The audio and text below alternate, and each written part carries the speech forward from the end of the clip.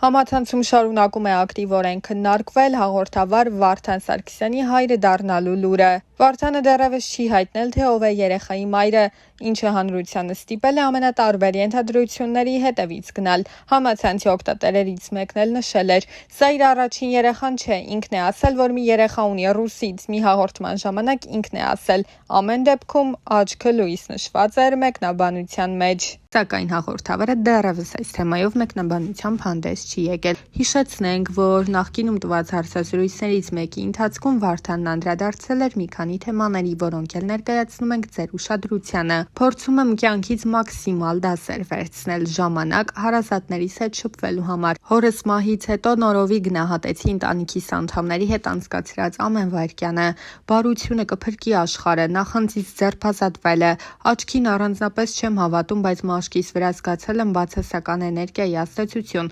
Յուրաքանչյուր մարդ պետք է փորձի ինքը հաջողության հասնել, ոչ թե ուրիշների կյանքով ապրի։ Առհասարակ չեմ ների դավաճանությունը, իսկ ամենահարազատ մարդուն ամեն ինչ կներեմ։ Կարծում եմ վերջինս ոչ կդավաճանի, ոչ էլ մեջքիցս կհարվածի ինձ։ Ոչ հարազատների դեպքում, երբ մարդու վրա խաչ եմ քաշում, դա վերջնական է։ Ինձ դրա համար մեղադրում են, բայց այդպիսին եմ, ինչ արած։ Որևէ հետաքրքիր երկրում ծովի ափին իմ սեփական ընտանիքի հետ հուսով եմ կլինեմ 30 տարի անց, այսինքն նույնիսկ այդքան տարի անց կարծում եմ ակտիվ ճանապարհորդ կլինեմ։ Երբ զգում եմ որևէ բան վնասում է ինձ, անպայման փորձում եմ դրանից հրաժարվել։ Կարծում եմ ինձ վնասում է իմ բռունկում բնավորությունը, դա իմ կյանքի ամենամեծ խնդիրն է, որը դեռ չեմ կարողանում լուծել։ Հարազատներս գիտեն իմ այդ բնավորության մասին։ Թիկունքից հարվածողներ իհարկե եղել են, կան եւ վստահ եմ կլինեն։ Մարդիկ ներում են քեզ ամեն ինչ բացի հաջողությունից, ամենափոքր ձեռքբերումն անգամ չեն կարողանում մարսել։ Սովորաբար այդ ժամանակ էլ հարվածում են, դա էլ է կյանքի դաս, նորմալ է։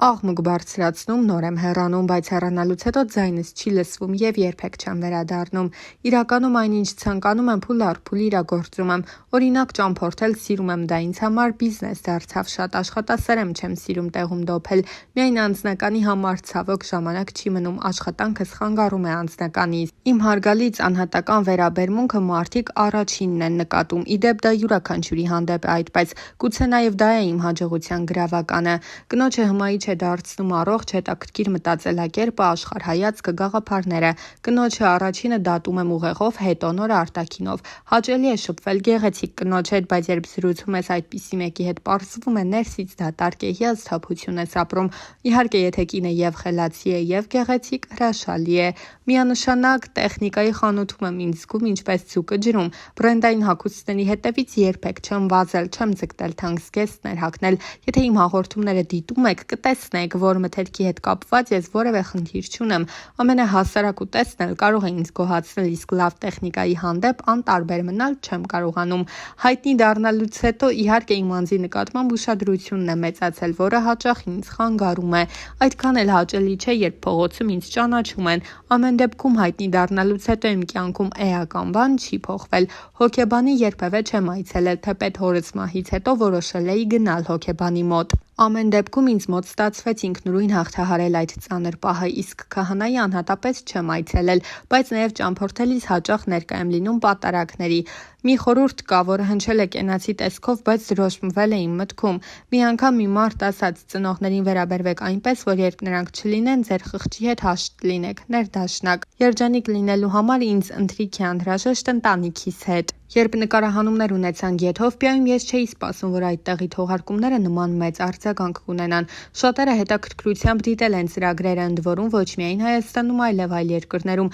Այդ ամենն ինձ շատ է ոգևորել, արդեն ուզում եմ մեկնել ավելի վտանգավոր երկիր, որտեղ նույնիսկ մարդ են ուտում։ Գիտեմ, որ դա ռիսկային քայլ կլինի, բայց ինձ համար միևնույնն է, այս պահին դեռ չեմ ուզում տվյալ երկրի անունը տալ, քանի որ ամեն բան չէ, որ հաստատված է, հուսամ կստացվի նպատակս իրականացնել։ Վտանգավոր դեպքեր շատ են եղել, հատկապես այն ցեղերի մոտ, որոնց կանայք ափսեներ են տեղադրում ներքևի շրթունքին։ Եղել են դեպքեր, երբ վայրի ցեղերը քարեր են գցել մեզ վրա, եւ դա այն դեպքում, երբ մեր կողքին անվտանգության աշխատակիցներ էին, որոնք հետևում էին մեզ։ Նկարահանումները վտանգավոր էին նաև մոծակների առումով, քանի որ այդ տեղանքները միջոցներում մի շարք հիվանդություններ են տարածված, ուստի մեր նկարահանող խումբը մեկնելուց առաջ պատվաստվել էր։ Գործնական պրոցեսը դժվարացնում էր նաև հյուրանոցների բավական թանկ լինելը։ Բացի այդ, գյուղերում, որտեղ կանգ էինք առնում, հոսանքն օրվա ընթացքում տալիս էին միայն մի քանի ժամով։ Պատկերացրեք, մենք մթության մեջ հյուրանոցում միայն կենդանիների ձայներ էինք լսում, բայց իհարկե ամենավտանգավորն այն էր, որ մենք այդ օրերին ապրեցինք վայրի ցեղերի հետ։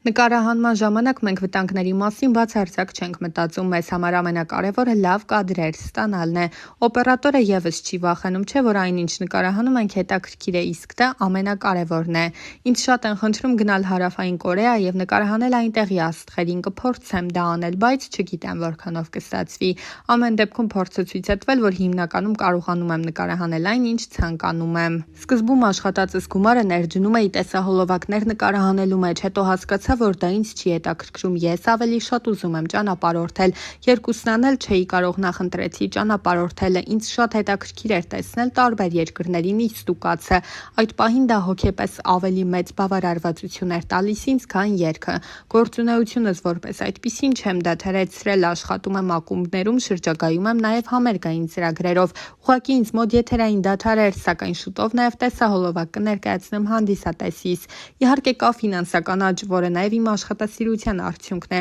Անկեղծ ասած, այնինչ ես եմ հասցնում անել, քչերը կկարողանային։ Կան մարդիկ, ովքեր դիտում են ծրագիրն ու կարծում են, թե ես գնում, հանգստանում, վերադառնում եմ։ Իրականում ամեն ինչ հակառակն է։ Ես շատ եմ հոգնում նկարահանումներից եւ վերադառնում եմ հանգստանալու ցանկությամբ։ Դա աշխատանք է, իսկ ես չեմ կարողանում գրդոն անել։ Ամեն ինչ լավ անելու ցանկությունս ինձանից շատ ուժ է խլում։ Ես հիմա ունեմ շատ հրավերներ, որպես երգիչ, հեռուստանախագիծ, որն ունի հովանավորներ, տուրիստական իմ գործակալությունը։ Դա ինձ հնարավորություն է տալիս աշխատածս գումարի մի հատվածն էլ տրամադրել երգից, թեև չգիտեմ ծախսը կվերադարձնեմ, թե ոչ։ Ցավոք իմ ընտանիքը, որը պետք է ստեղծեմ, չի լինի այս երկրում։ Ես շատ եմ լինում դրսում եւ հասկանում եմ, որ կան երկրներ, որտեղ կարող եմ ապրել, որքան էլ սիրեմ հայրենիքս։ Հենց դա է խնդիրը, որ մինչեւ այսօր չեմ ամուսնացել։ Մի քանի երկիր կա, հիմա չեմ ուզում նշել, որպեսզի վիզայի խնդիր չունենամ։ Ամեն դեպքում ես իմ ընտանիքը կկազմեմ եւ երեխաներս կմեծանան այլ երկրում։ Ես դրանում վստահ եմ։ Մեր կյանքի ռիթմի անշնորհակալ իրավիճակների